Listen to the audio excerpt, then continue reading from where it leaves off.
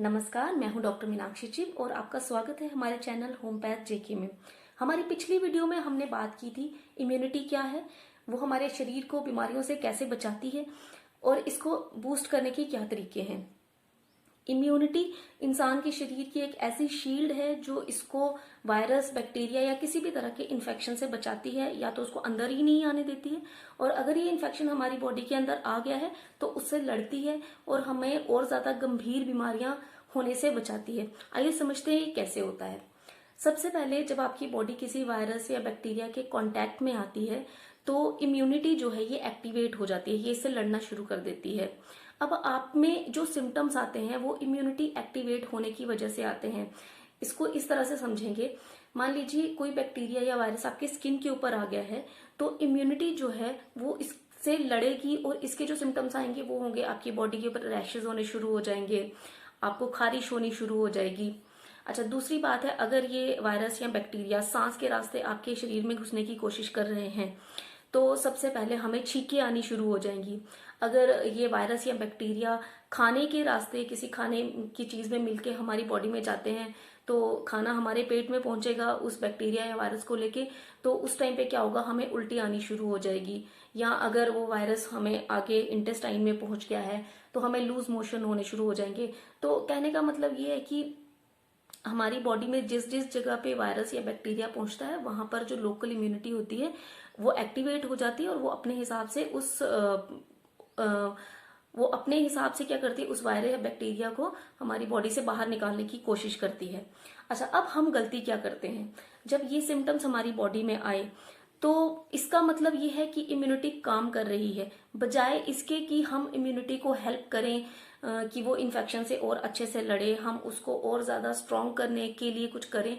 हम क्या करते हैं, हम ऐसी दवाइयां ले लेते हैं जो इम्यूनिटी के इन एक्शंस को सप्रेस कर देती हैं।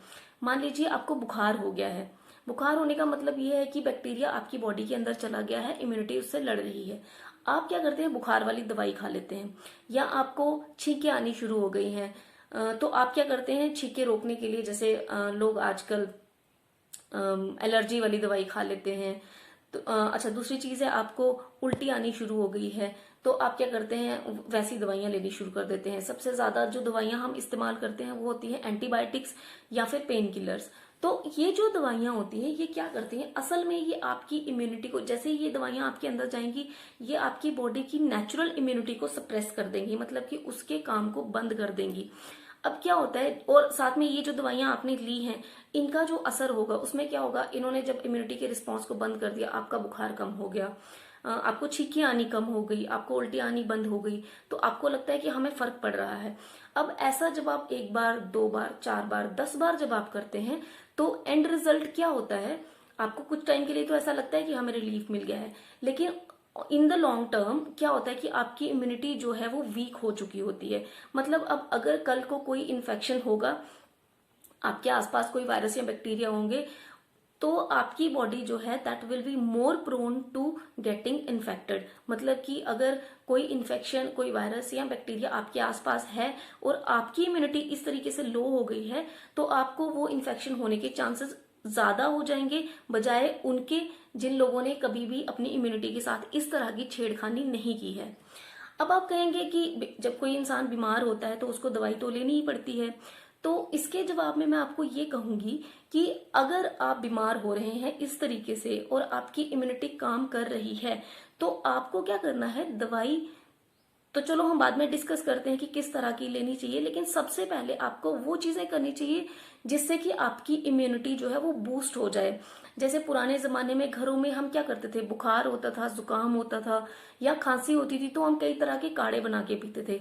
जैसे अदरक और शहद का काढ़ा पी लीजिए, अदरक और तुलसी का काढ़ा पी लीजिए, या दूध में हल्दी मिला के पी लीजिए, या बहुत सारी ऐसी चीजें होती हैं जिससे हमारी इम्यूनिटी जो है वो इंस्टेंटली बूस्ट होती है।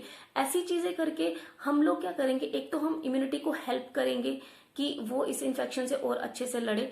दूसरा हम क्या करते हैं कि इन द लॉन्ग टर्म हमारी इम्यूनिटी को और ज्यादा स्ट्रॉन्ग कर देते हैं ताकि अगर अगली बार कोई इन्फेक्शन आए तो हम उससे प्रभावित ना हो।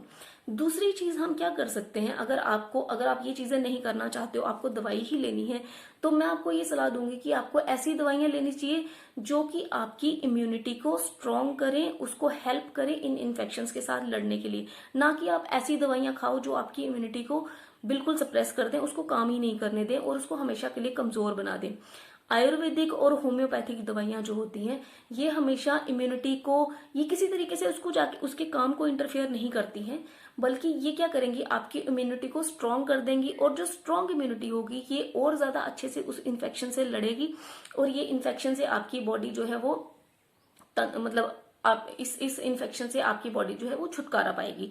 तो उससे क्या होता है कि आपकी इम्यूनिटी, आपकी जो बॉडी है वो फ्यूचर के लिए भी बहुत ज्यादा स्ट्रांग हो जाती है। कल को कोई इन्फेक्शन आएगा तो आप पे उसका कोई इफेक्ट नहीं होगा। आप सब जानते हैं इन दिनों में कोरोना वायरस का इन्फेक्शन कितना ज्यादा फैल रहा है। जिन लोगों की इम्यूनिटी बहुत अच्छी है वो लोगों के इस इन्फेक्शन से इन्फेक्ट होने के चांसेस बहुत कम है। ऑन द अदर हैंड जिन लोगों की इम्यूनिटी बहुत वीक है, जो लोग सेल्फ मेडिकेशंस करते हैं, जो लोग छोटी छोटी बातों पे दवाइयां लेते हैं, उन लोगों को ये इन्फेक्शन होने के चांसेस बहुत ज्यादा बढ़ जाते हैं क्योंकि उनकी इम्यूनिटी बहुत वीक है।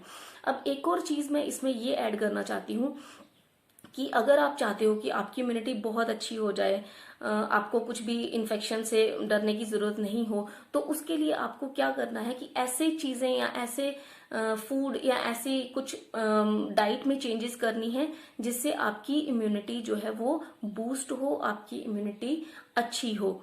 तो इस वीडियो में मैंने आपको सब कुछ समझाने की कोशिश की है इन सिंपल वर्ड्स, लेकिन अगर फिर भी आपको किसी चीज का पता नहीं चला हो या आपको कोई डाउट है या आपको कुछ पूछना है तो आप कमेंट सेक्शन में जरूर जरूर पूछ सकते हैं मुझे। मैं कोशिश करूंगी कि आपके हर एक सवाल का जवाब दूं।